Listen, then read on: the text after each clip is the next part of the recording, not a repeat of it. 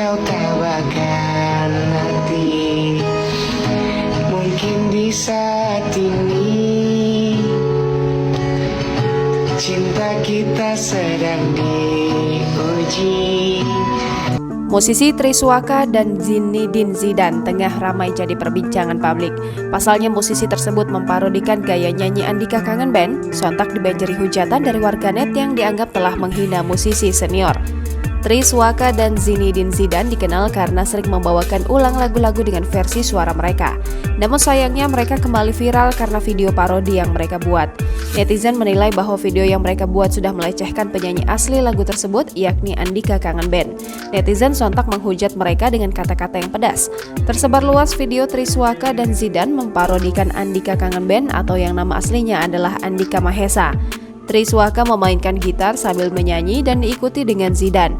Video mereka tersebar luas pada aplikasi sosial media TikTok. Terlihat juga ekspresi Zidane yang menahan tawa dengan menutup mulutnya, begitu juga dengan Triswaka yang ikut tertawa.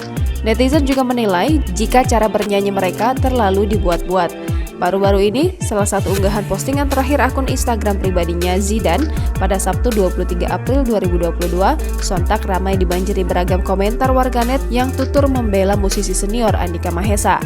Dalam unggahan tersebut yang menampilkan video lagu terbaru Zidane yang sebentar lagi akan rilis, Zidane mengatakan bahwa dirinya bisa terus berkarya dengan lagu-lagu barunya.